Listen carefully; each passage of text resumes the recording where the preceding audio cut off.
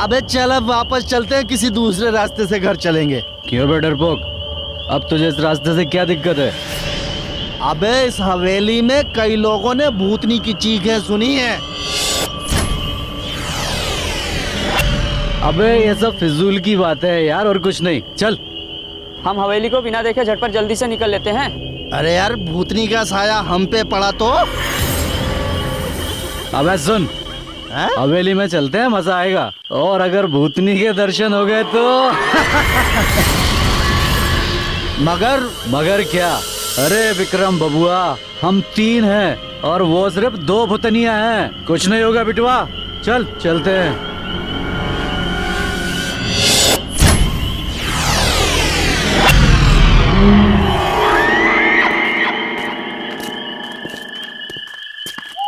आजा आजा।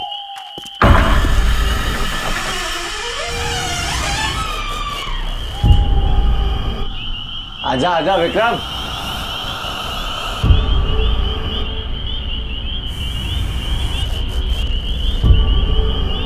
चल आजा।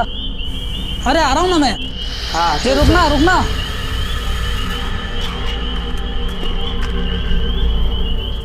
काफी पुरानी हवेली लगती है।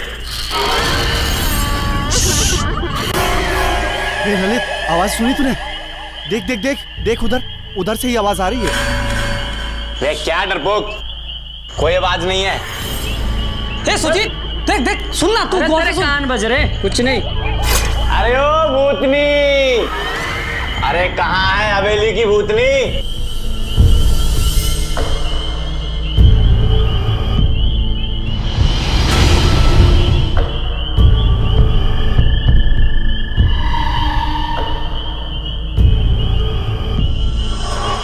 अरे यार कुछ है यहाँ पे। अरे खाना ना परेशान हो रहा है तू? कुछ नहीं है, धुआं है बस, और कुछ नहीं। चल आजा, चलते हैं।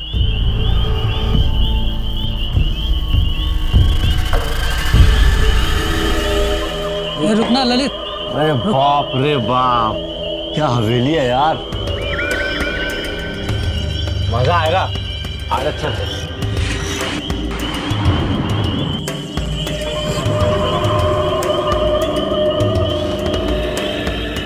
देखते हैं इस कमरे में क्या है। खजाना लगता है मुझे तो।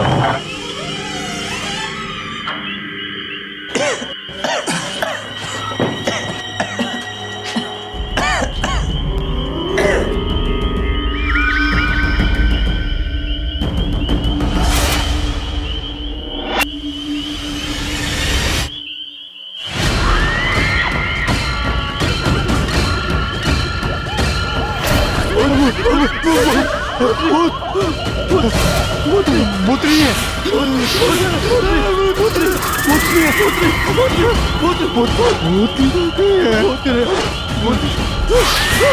बोला था भूतनी है। भाग ललित, भाग रे, भाग। दरवाजा कहाँ है? ए ललित, सुजीत, कहाँ हो? दरवाजा कहाँ है?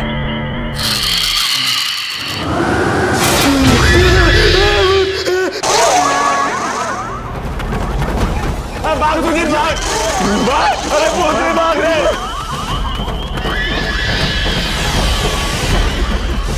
तीन नौजवान लड़के एक भूतिया हवेली में दाखिल हुए, लेकिन वहां जो हुआ वो एक भयानक सपने से कम नहीं था। तीनों में से 2 तो भाग निकले, लेकिन उनमें से एक यानी कि विक्रम पीछे रह गया। ये हादसा है यूपी के बरेली का, जहां एक हवेली के बारे में ये मशहूर था कि वहां पर भूत प्रेत बसते हैं। और सिर्फ बरेली ही क्यों, देश के हर राज्य में, हर गांव में कुछ ऐसी जगहें होती हैं जिन्हें हॉन्टेड या फिर भूतिया माना जाता है, और जहां पर हुई घटनाओं को मद्देनजर रखते हुए सरकार द्वारा भी बोर्ड लगाकर वहां पर न जाने की हिदायत दी जाती है। आज साइंस ने चाहे जितनी तरक्की कर ली हो, पर भूत प्रेत जैसी बातों पर लोग आज भी यकीन करते हैं। तो आखिर ऐसा क्या था उस हवेली में, और क्या हुआ था पीछे छूटे हुए विक्रम के साथ? अब वो तो गांव वालों को बाद में पता चलना था। 3 लौंडे गए थे हवेली के अंदर, 2 तो बच निकले। अब त्रिपाठी जी का बेटा विक्रम अभी भी हवेली के अंदर है। हरिओम, मैंने सुना है उन 2 लड़कों को तो बुखार चढ़ गया है। अरे मैं कहता हूँ क्या जरूरत थी उस भूतिया हवेली में जाने की। दोनों भूतनियों की ताकत को मजाक न समझे तो अच्छा होगा। अगर कहीं भूतनी को गुस्सा आ गया तो पूरे शहर को भुगतना पड़ेगा। फकीर बाबा ठीक कह रहे हैं। 3 महीने पहले एक भिखारी भटकता हुआ हवेली के अंदर चला गया था। दूसरे दिन मिला, पागल हो गया था। अस्पताल में 4 घंटे में दम तोड़ दिया था। नहीं, हमें विक्रम को बचाना ही होगा। चलिए। हाँ चलो चलो।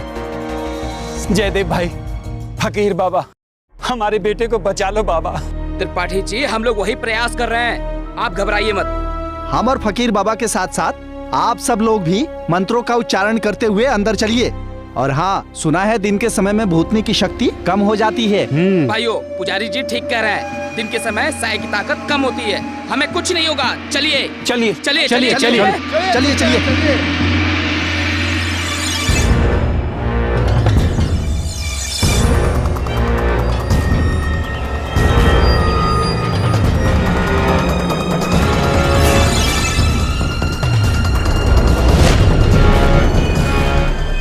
भूतनी का असर जिसमें पड़ जाए उसका सारा खानदान तबाह हो जाएगा। अबे चुप कर, बकवास मत कर। हमें अंदर से हवेली से विक्रम को छुड़ाना है। चलो आओ मेरे साथ, आओ फकीर बाबा। चलो चलो चलिए फकीर बाबा। जय बजरंग बली, या अल्लाह, जय बजरंग या बली, संभाल के। चलो चलो चलो। या अल्लाह। जय बजरंग बली, विक्रम, जय बजरंग बली, जय बजरंग बली। विक्रम, अल्लाह सलामत रखे। विक्रम, अल्लाह जय सलामत रखे। बजरंग बली। कहाँ है विक्रम? विक्रम, या अल्लाह। कहाँ है? सुनो सुनो, यहाँ से आगे कोई अकेला नहीं जाएगा। सब लोग 3-3, 4-4 लोगों के गुटों में जाएंगे। आप लोग उधर जाइए और आप लोग इधर जाइए। हम इधर चलते हैं। चलो फकीर बाबा। चलो चलो।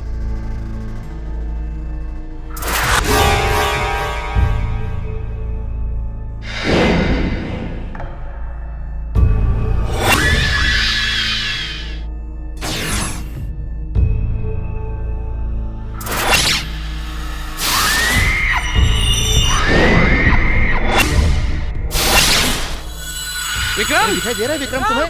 कुछ पता चला? कुछ नहीं, किधर है? अंदर भी हमने खोज लिया। हमने भी चारों विक्रम तरफ को खोज कोई लिया। आता पता नहीं। हाँ देखो, सुनो 1 मिनट, ऊपर से आवाज आ रही है। कोई जरूर ऊपर होगा। हाँ हाँ चलो, चलो उधर ही चलते हैं। चलो उधर चलते संभाल के हैं। चलो, संभाल के भाई। संभाल के चलो। चलो चलो सब मंत्र लोग। का उच्चारण करते रहो।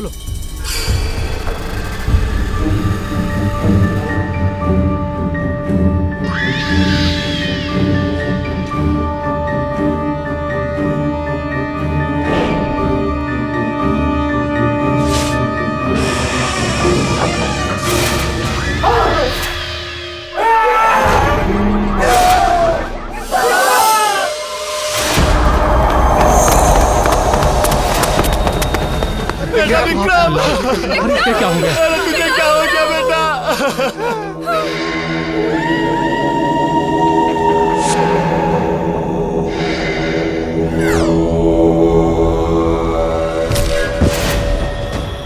अरे भागो, जल्दी बाहर निकलो। भागो यहाँ से। यहाँ से। चलो सब लोग भागो। चलो चलो चलो चलो भागो यहाँ से। भागो। अरे बाहर आओ, जल्दी। भागो यहाँ से। भागो, देख के भागो, भागो, अरे भागो, जल्दी भागो, अरे जल्दी भागो। चलो जल्दी, अरे जल्दी निकलो यहाँ से। माँ बोल बेटा। बाबूजी है। हाँ बेटा। माँ, हाँ बेटा। नहीं होगा बेटा तुम्हें। ये बाबा, दो भूतनी। बस बस बेटा। हाँ बोल बोल बेटा। पकड़ लिया।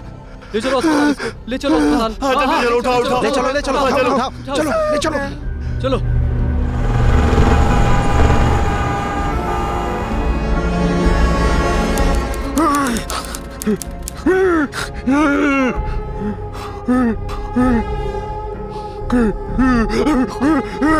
भूतनी, हाँ भूतनी है। मार देंगे मुझे। मार देंगे मुझे। मार देंगे मुझे। मार देंगे मुझे। नर्स, और साथ में है ना बीपी चेक कर लेना। हवेली के दरवाजा खिड़की के बाहर लकड़ियां जड़ देंगे।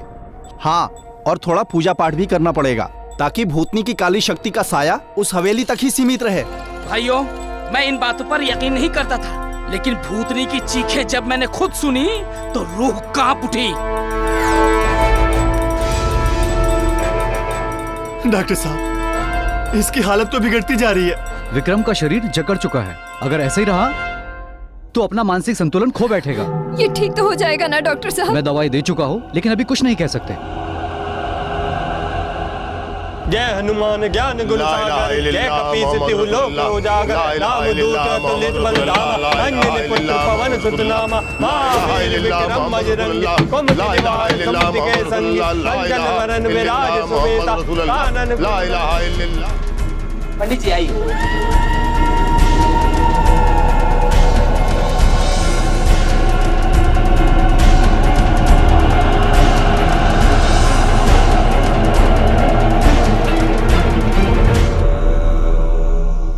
भाइयों सब ठीक हो गया है, इंशाअल्लाह अब कोई परेशानी नहीं आएगी।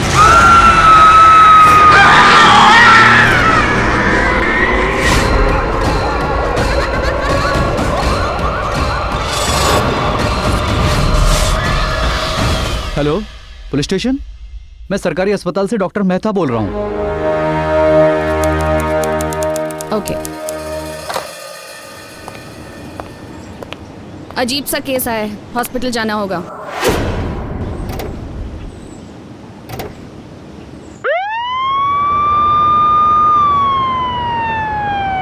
मैं इन बातों को नहीं मानती। मैडम जी, आप नई नई अपॉइंट हुई है यहाँ पर ये सच है, आज भी हवेली में कुछ ना कुछ अनएक्सप्लेन घटनाएं होती रहती हैं। मैडम जी, मैंने खुद रात में पेट्रोलिंग करते समय भूतनी की चीखें सुनी हैं। डॉक्टर के मुताबिक विक्रम को मेडिकली कोई बीमारी नहीं है। हमने विक्रम को बचाने की पूरी कोशिश की, लेकिन उसके मन का डर नहीं गया। डर की वजह से उसको हार्ट अटैक हो गया। आप कह रहे थे कि ये डर के मारे कुछ बड़बड़ा रहा था? जी हाँ, वो धुआं, आत्मा, साया और मुझे बचा लो, कुछ ऐसी ही बातें कर रहा था। मैडम जी, मुझे ये हवेली वाली भूतनी का असर लगता है। डॉक्टर जी, आप विक्रम की ऑटोप्सी कीजिए और ये भूल जाइए कि वो हवेली गया था। जी। मुझे साइंटिफिक रीजन जानना है कि ऐसे जवान लड़के को आखिर हार्ट अटैक आया क्यों? जी।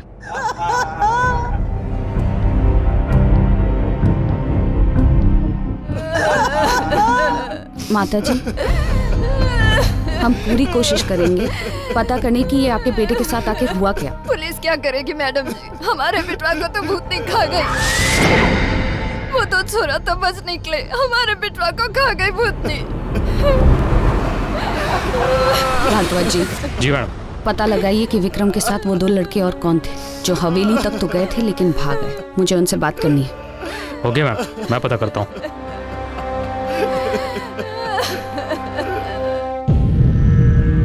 ये नास्तिक है पुलिस वाली, काले साये को नहीं मानती है। ये सबको मरवाएगी, हम लोग को सबको मरवा देगी। हाँ, हमें कुछ पता नहीं मैडम जी, हमने चीखें सुनी और एक साया देखा। मैडम जी, मैं आपके हाथ जोड़ता हूँ, हमें हमारे हाल पे छोड़ दीजिए। आप क्या चाहती है कि मेरा बेटवा भी विक्रम की तरह मर जाए? अरे नहीं, इसीलिए तो मैं आपके बेटे से पूछना चाहती थी कि उस रात को हवेली में हुआ क्या। बस मैडम, मैं आपको पैर छोड़। अरे बस मैडम, चल बेटा जा। अरे मेरी बात तो सुनिए। चल।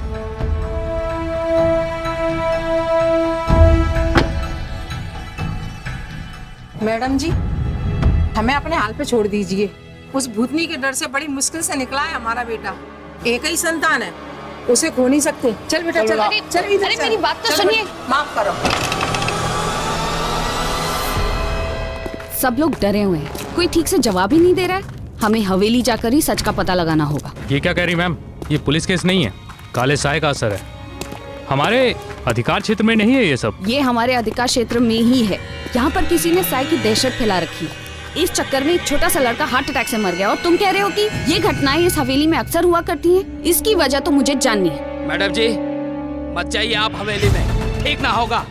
हमने हवेली के दरवाजे खिड़की ठीक से बंद कर दिए हैं।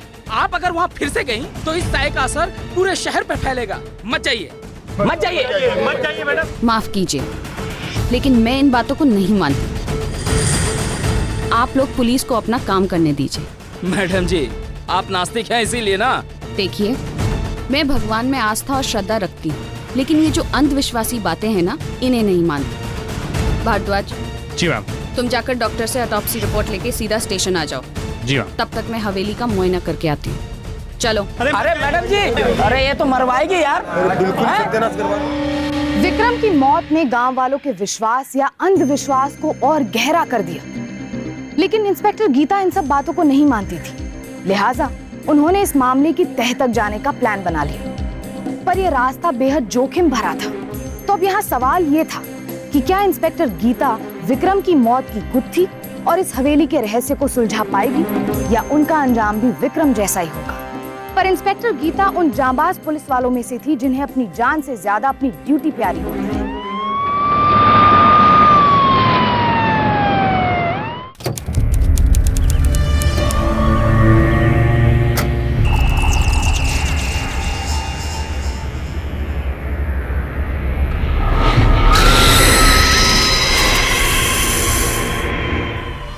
मैडम जी, एक बार फिर से सोच लीजिए। सोच लिया है, तुम लोग तोड़ो।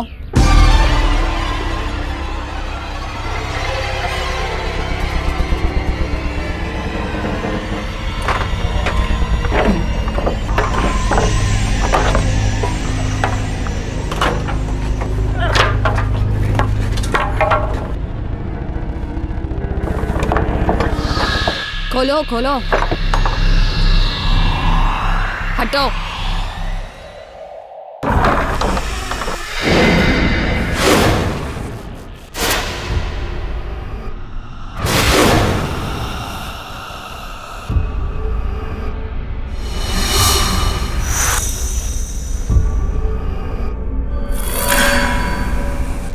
देखा मैडम जी, यहाँ तो कुछ भी नहीं मिला। वापस चले हम लोग? अभी नहीं, पहले मुझे वो जगह देखनी है जहाँ विक्रम मिला। मैडम जी, वो तो ऊपर वाले कमरे में मिला था, वहां जाना जरूरी है क्या?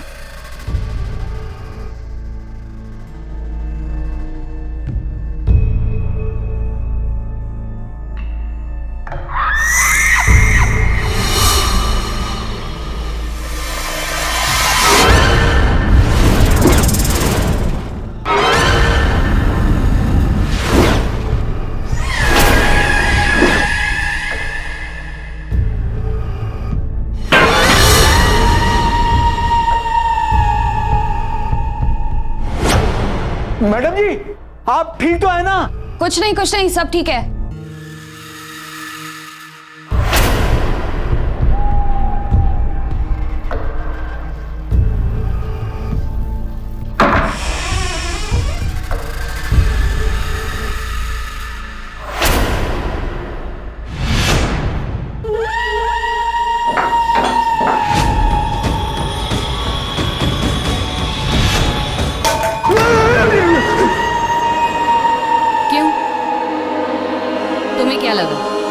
आ गई? कुछ नहीं मैडम जी। कुछ मिला आपको ऊपर? नहीं, अभी तो नहीं। थाने चलते हैं, भारद्वाज जी रिपोर्ट लेकर आ गए होंगे। जी जी जी जी, आइए आइए आइए।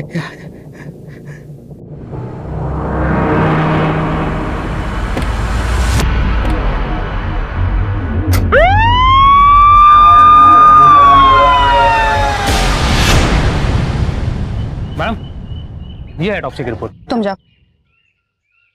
इसमें तो लिखा है कि विक्रम की मौत गलत दवाइयों की वजह से हुई है, लेकिन वो डॉक्टर कह रहा था कि उसने सारी सही दवाइयां दी, तो फिर ऐसे कैसे हो सकता है? मैडम, रिपोर्ट में लिखा है कि विक्रम के खून में खास तरीके का प्रोटीन कंपाउंड पाया गया था। अभी उन्हें सोर्स के बारे में नहीं मालूम कि ये प्रोटीन कंपाउंड आया कहाँ से था। चलो डॉक्टर से पूछते हैं कि उसने विक्रम को गलत दवाइयां दी क्यों। जी मैडम, मेरा यकीन कीजिए, मैंने कोई गलत दवाइयां नहीं दी हैं। मुझे खुद समझ में नहीं आ रहा है कि ये सब हो क्या रहा है।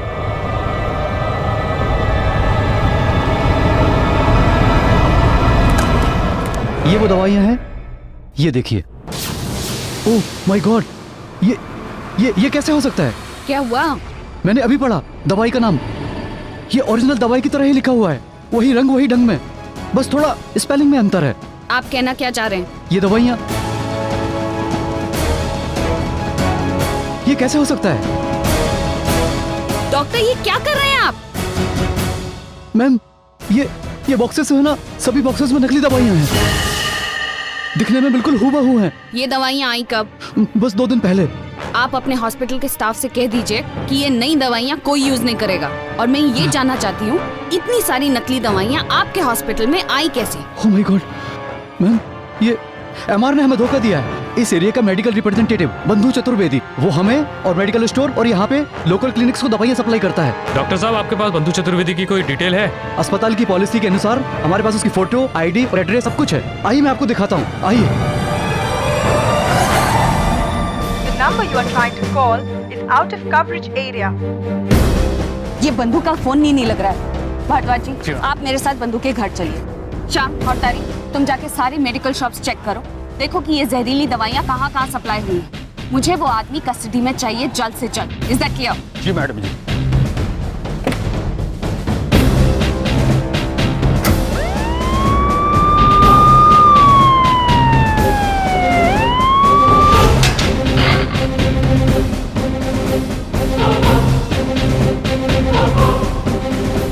तोड़ दो ताला।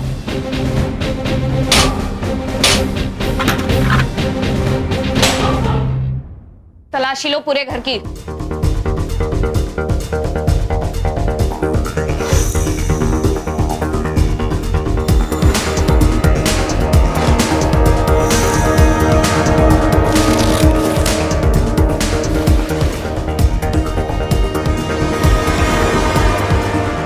नकली दवाइयों के इतने सारे पैकेट। मैडम इधर आइए। ये देखिए सारी नकली दवाइयाँ।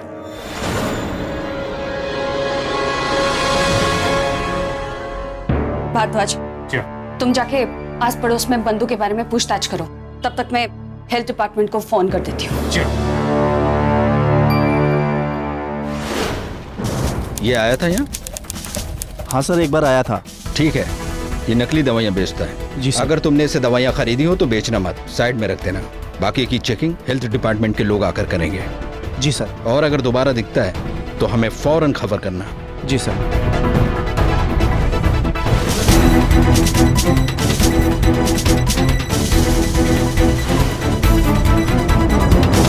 मैडम, बंधु के घर से जो हमें दवाइयाँ मिली है वो सारी के सारी डुप्लीकेट है।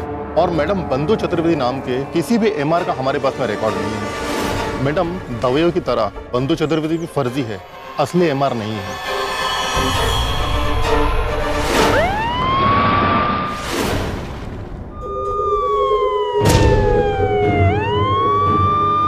राजेश, इधर आओ।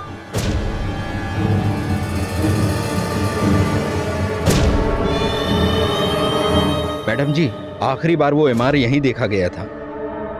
जी मैडम जी। बंधु चतुर्वेदी, ये आदमी आया था यहाँ पर कल? जी, दवाइयों का ऑर्डर लेने और पिछली पेमेंट लेने के लिए आया था, फिर कहाँ चला गया पता नहीं। थैंक यू, आप जा सकते हैं। जी। थाने चलते हैं। ये फोटो हर मेडिकल शॉप, क्लिनिक और पुलिस स्टेशन में भिजवा दो। इस आदमी को जल्द से जल्द ढूंढना ही होगा। जी मैम।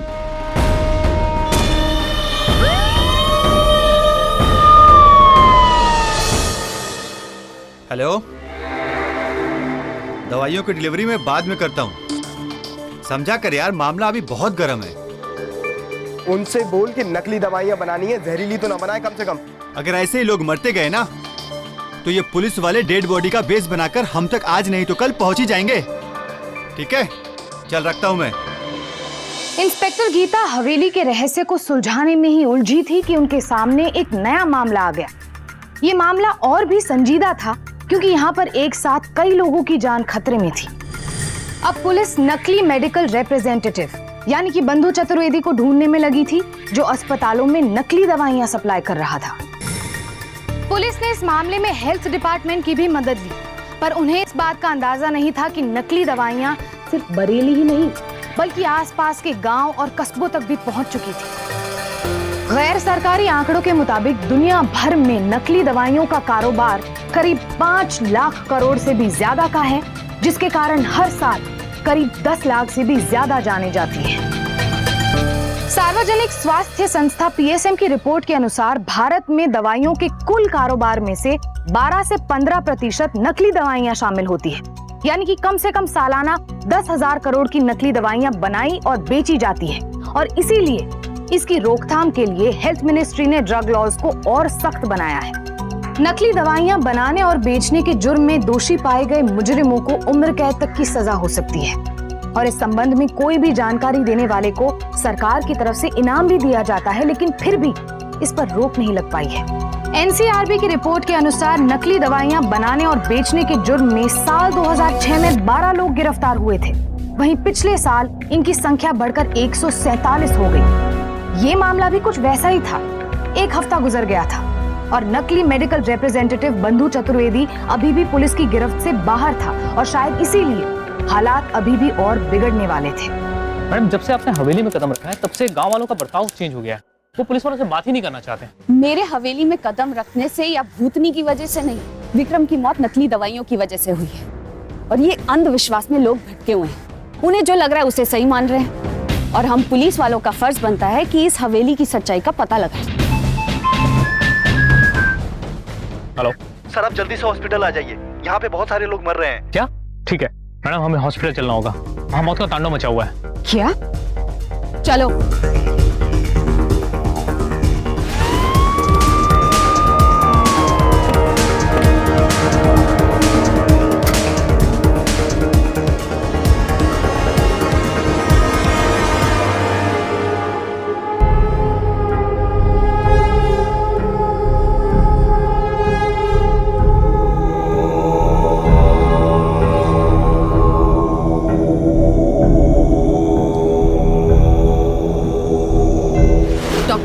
हमने तो सारी नकली दवाइयाँ जब्त कर ली थी, फिर ये सब कैसे हुआ? जी, ये सभी पेशेंट आसपास के गांव के लोग हैं। लगता है बंधु बरेली के आसपास के गांव में अभी भी जहरीली नकली दवाइयाँ बेच रहा है। जब तक वो पकड़ा नहीं जाएगा ऐसे ही बेगुनाह मरते रहेंगे। मैम, गांव वालों का कहना है कि ये सब हवेली की भूतनी का प्रकोप है। आपका क्या कहना है इस बारे में? ये सब अंधविश्वास है। ये सब भूत की वजह से नहीं हुआ है। कुछ लालची लोग नकली दवाइयों का धंधा कर रहे हैं। पुलिस इसमें पूरी छानबीन कर रही है और बहुत जल्द बंधु चतुर्वेदी पुलिस के कब्जे में होगा और हम ये केस सॉल्व कर देंगे। मैंने बोला था ना, काम संभल के कर। तेरा नाम टीवी पे आ चुका है, पुलिस तेरे पीछे पड़ी हुई है। तेरी वजह से पूरा ऑपरेशन खतरे में पड़ सकता है, समझे? बस 3-4 दिन की बात है, मामला रफा दफा हो जाएगा। मैं आता हूँ ना बाद में मिलने, पैसा लेकर। हमने जिले के सारे हेल्थ डिपार्टमेंट के ऑफिसर्स को गांव-गांव जाकर ये नकली दवाइयों को जब्त करने का ऑर्डर तो दे दिया है, लेकिन अब भी कई लोग इन दवाइयों का शिकार बन रहे हैं। और ये बंधु चतुर्वेदी आखिर कहाँ गायब हो गया है? मैडम जी, मैं हॉस्पिटल से कैजुअलिटी रिपोर्ट के साथ बंधु चतुर्वेदी का पता भी ले गया हूँ। आओ। ये तो मेडिकल स्टोर का ओनर है ना? जी मैडम जी। मैडम जी, मेरा 7 साल का भांजा था, उसे बुखार था और नकली दवाइयों की वजह से मेरी इकलौती बहन की कोख उजड़ गई। क्या जानते हो तुम? मैडम जी, मैं जानता हूँ वो बंधु चतुर्वेदी कहाँ पर है। पैसों की लालच में आकर मैंने उसकी नकली दवाइयाँ बेची, लेकिन मेरे जैसे लोगों की वजह से न जाने कितने लोग। मैडम जी, मेरा भांजा। राजेश, तुम अब भी हमारी मदद कर सकते हो। बताओ, बंधु चतुर्वेदी कहाँ है?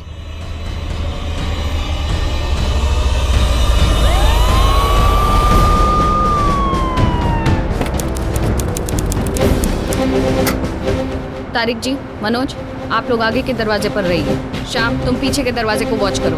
मैं और भारद्वाज जी होटल के अंदर जा रहे हैं। चलो। आइए मैडम जी। पुलिस, ये आदमी कौन से रूम में ठहरा है? ये यहाँ नहीं ठहरा है मैडम जी, आपको कोई गलतफहमी हुई है। आप चाहे तो मेरा रजिस्टर चेक कर सकती हैं। आइए मैनेजर साहब, सीसीटीवी रूम में बैठ के आराम से बात करते हैं। साहब, मैंने बताया ना कि मुझे कुछ नहीं पता। अरे आइए तो। अरे साहब, मैंने बताया तो सही आपको। सुन रहा हूँ। मुझे नहीं पता।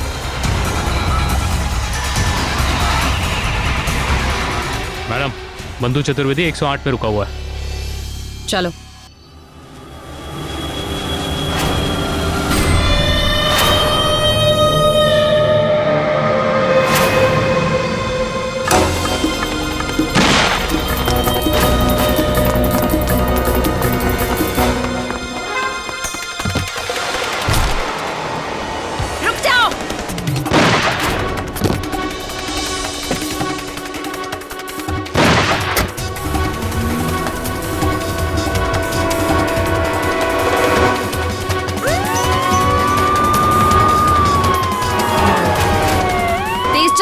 को हाथ से निकलना नहीं चाहिए आज।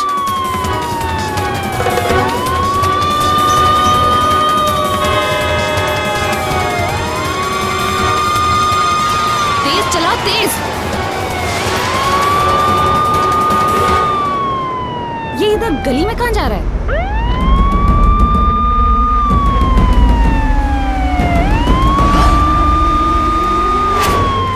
ड्राइवर रुको, ये तो बंदूक की गाड़ी है।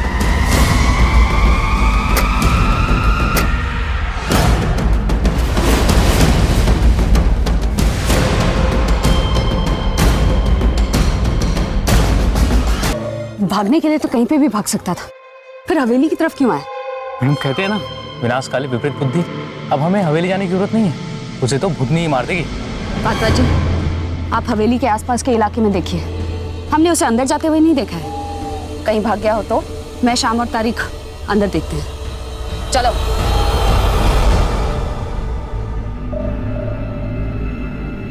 तारीख। जी मैडम।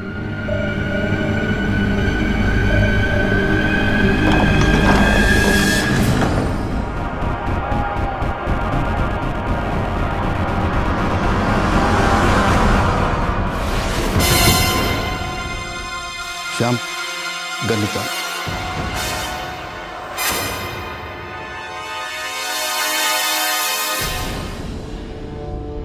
बंधु चतुर्वेदी, पुलिस ने तुम्हें घेर लिया है। तुम जहां कहीं भी हो, बाहर आ जाओ।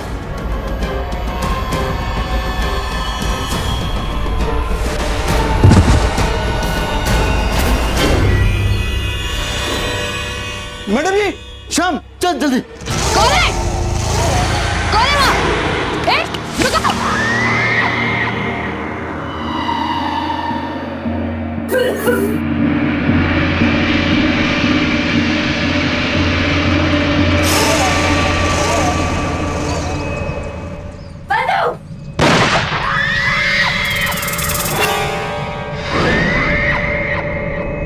मैडम जी, अरे कितना धुआं है ये। तारिक भाई, कहाँ तारिक भाई?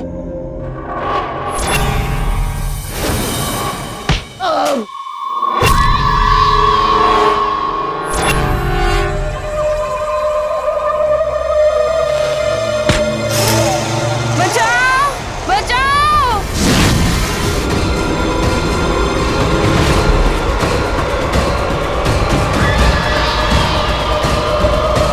इंस्पेक्टर गीता भारद्वाज, जो अब तक भूत प्रेत की इन बातों को सिर्फ अफवाहें या कहानी मानती थी, अब वो भी इन घटनाओं को देखकर बेहद हैरान थी। जिस बंधु चतुर्वेदी को ढूंढते हुए वो इस हवेली में आई थी, वो भी इस हवेली में कहीं गायब हो चुका था। आखिर हो क्या रहा था इस हवेली में? तो क्या गीता भी गांव वालों की तरह हवेली के प्रेत में यकीन करने लगेगी, या फिर उस रहस्य को सुलझाने में कामयाब होगी? सवाल अब यहाँ गीता के अपने यकीन का भी था। मेरी कुछ समझ में नहीं आ रहा है भारद्वाज जी, क्या विश्वास करूं क्या नहीं। तारिक कैसा है? मैडम, उसे अस्पताल ले जाया जा रहा है, अभी कहना मुश्किल है। बंधु चतुर्वेदी की लाश मिली, चेहरा मानो किसी ने नोच लिया है। ऐसा लगता है किसी जंगली जानवर या किसी हैवान ने। बंधु की बॉडी को पोस्टमार्टम के लिए भेज दीजिए और शाम, तारीख और मेरा ब्लड टेस्ट होगा। कुछ तो गड़बड़ है और इसका जवाब सिर्फ साइंस ही देगी, ये भूत प्रेत की कहानियां नहीं। मैडम जी, आप तो नास्तिक हैं, पर इस भूतनी का कोप हमें ही भुगतना पड़ेगा। मैडम जी, दूर रहिए इस हवेली से, दूर रहिए।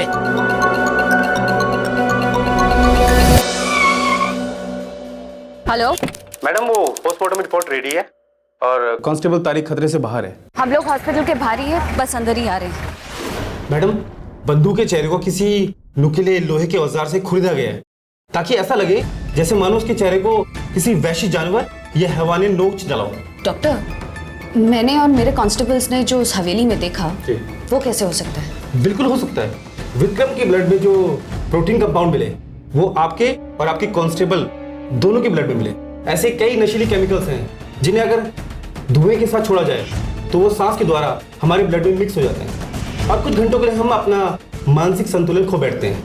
नतीजा, जो चीजें नहीं होती हैं वो हमें दिखने लगती हैं। मान लीजिए कोई रस्सी है जो आपको सांप लगती है, आपकी परछाई आपको शैतान लगती है, डॉक्टर, अगर हमें उस हवेली में वापस जाना हो तो इस धुएं से बचने के लिए और कोई रास्ता है? जी हाँ, एक रास्ता है।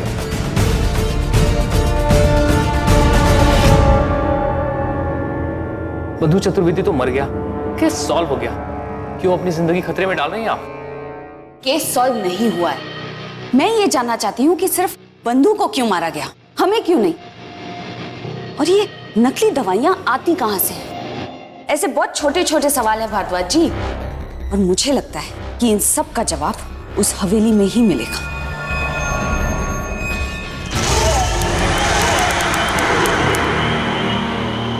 मैडम जी, एक बार फिर सोच लीजिए। कितनी बार एक ही बात कहूँ, मुझे जाना ही होगा। आप लोग यहीं पर मेरे सिग्नल का इंतजार कीजिए।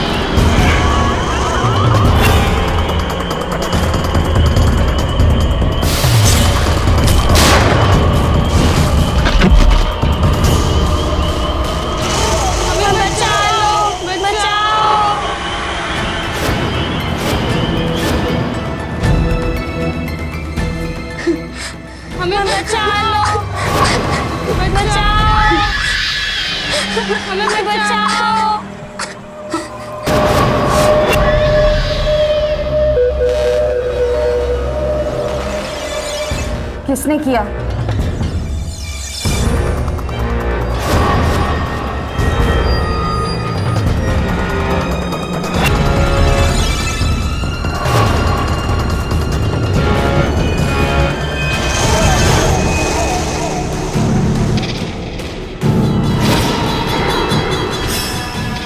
ये दवाइयाँ,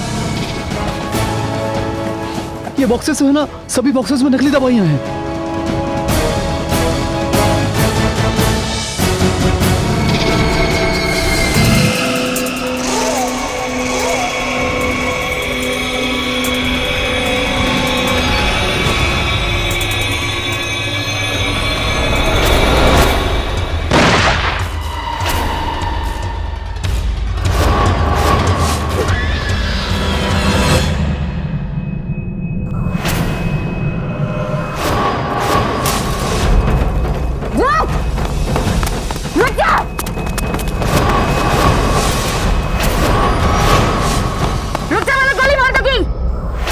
हाथ ऊपर करो।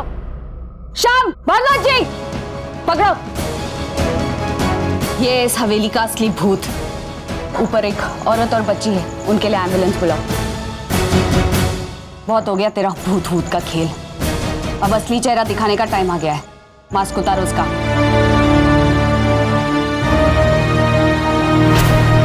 क्या नाम है तेरा? सुरेश। ले जाओ इसे। चल चल।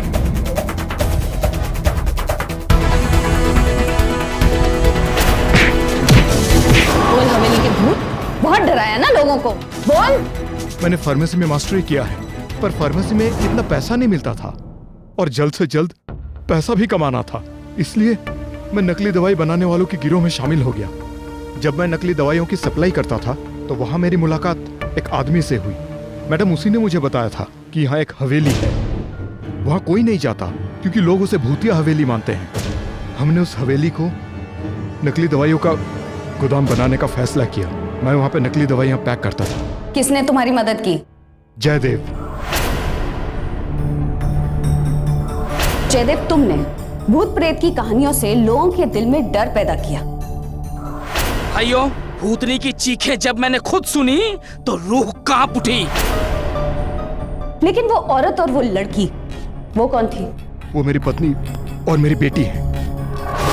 भूतिया हवेली की अफवाहों को जिंदा रखने के लिए मैंने अपनी पत्नी और बेटी को जबरदस्ती इस काम में शामिल किया और जयदेव लोगों में अफवाहें फैलाता। गांव के लोगों ने विक्रम को दीवार से लटके हुए देखा था, ये तुमने कैसे किया? लोग डरे हुए थे, मैंने दीवार में छेद करके डंडे के सहारे उसे लटका दिया और जैसे ही लोग अंदर घुसे मैंने बाहर से डंडा खींच लिया और विक्रम को छोड़ दिया और लोगों को लगा कि वो हवा में लटक कर नीचे गिरा है। और वो नशीला धुआं? मैडम, ऐसी नकली गैस ब्लैक मार्केट में बहुत ही सस्ते दाम पे मिल जाती है। मैंने गैस सिलेंडर के पाइप को जगह जगह फिट कर दिया था और जैसे ही लोग अंदर घुसते तो मैं गैस छोड़ देता। तुमने बंधु चतुर्वेदी को क्यों मारा और हम पुलिस वालों को जिंदा छोड़ दिया? उस दिन जब आप उसका पीछा कर रही थी तो उसका मुझे फोन आया था। मैंने उसे मना किया, हवेली मत आना, तेरे चक्कर में हम सब फंसेंगे, पर वो नहीं माना और वो हवेली आ गया। मैं तो इस नकली दवाओं के केस को ही खत्म कर देना चाहता था, इसलिए बंधु चतुर्वेदी का मरना बहुत जरूरी हो गया था। और उस दिन मैंने सोचा अगर पुलिस वालों को मारूंगा तो बड़ी इंक्वायरी होगी, पूरा पुलिस डिपार्टमेंट मेरे पीछे पड़ जाएगा, इसलिए मैंने सोचा कि आप लोगों को डरा कर भगा दूं। तुम जैसे लोग अपना पेट भरने के लिए जहर बनाते हो और उसे बेचते भी हो। अगले 1 घंटे में मुझे तुम्हारे गिरोह के सारे डिटेल्स चाहिए, मैन्युफैक्चरिंग, ट्रांसपोर्टेशन, सब कुछ। मुझे कोई सफाई नहीं चाहिए, समझे? मैडम, मैंने किसी को नहीं मारा, मैं तो बस अफवाहें फैलाता था। ये तुम भी उतने ही दोषी हो जितना कि ये। ले जाओ इन्हें। मैडम माफ कर दो। ऐसे खतरे की कोई बात नहीं है, 2-3 दिन में ठीक हो जाएंगे। और इनके बदन पे ये जो निशान है वो कुछ तो रहेंगे, कुछ दवाइयों के बाद खत्म हो जाएंगे।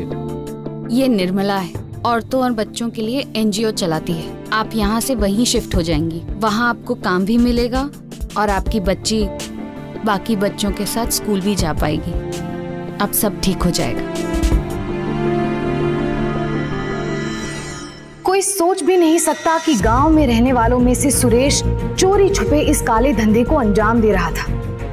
सुरेश ने न सिर्फ गांव वालों के अंधविश्वास का नाजायज फायदा उठाया, बल्कि इस अपराध में अपनी पत्नी और बेटे का भी इस्तेमाल किया। अपने स्वार्थ के लिए सुरेश ने नकली दवाइयों के जहर से कितने लोगों की जान ली और न जाने कितने लोगों को जीते जी मार दिया। सुरेश को नकली दवाइयां बनाने और उनका कारोबार करने के लिए आईपीसी की धारा 274 और 275, नकली दवाइयों से हुई मौत और बंधु चतुर्वेदी की हत्या करने के जुर्म में आईपीसी की धारा 302 के तहत गिरफ्तार किया गया। इसके अलावा अपनी पत्नी और बेटे को टॉर्चर करने के जुर्म में आईपीसी की धारा 498A और साथ ही साथ उन्हें जबरन बंदी बनाकर रखने के लिए आईपीसी की धारा 448 के तहत भी दोषी पाया गया। इन सभी अपराधों के लिए सुरेश को उम्र कैद की बामशक्कत सजा सुनाई गई और जयदेव को इस जुर्म में शामिल होने के लिए 1 साल की सजा सुनाई गई। नकली दवाओं से बचने के लिए दवाइयां खरीदते वक्त केमिस्ट से उनका बिल जरूर लें और हो सके तो खुद भी उस पर लिखे हुए नाम ठीक से पढ़ें और साथ ही साथ अपने डॉक्टर को भी उनका नाम दिखा लें। फिर होगी आपसे मुलाकात जुर्म से जंग की ऐसी ही सच्ची घटना के साथ। तब तक सावधान इंडिया, यूपी फाइट्स बैक। जुर्म से जंग जारी है, अब यूपी की बारी है।